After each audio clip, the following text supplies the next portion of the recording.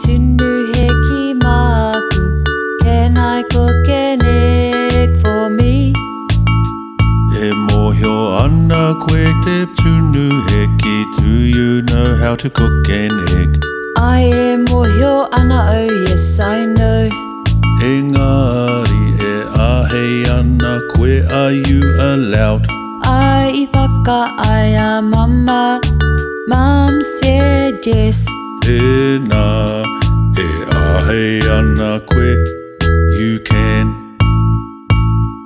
E ahei ana o te tahi tahi te papa. Can I sweep the floor? E mōhio ana koe te mau I te bruma. Do you know how to hold the broom? I am mōhio ana, oh yes I know. Engari e ahei ana koe, are you allowed? Ai I whakaaia mama. Mum said yes. Tēnā e ahei ana koe, you can. E ahei ana o te peita I te whare.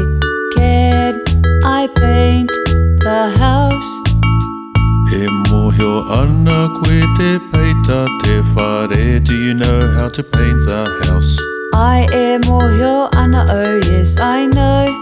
Engari e ahei ana koe, are you allowed? Ai I whakaaia mama.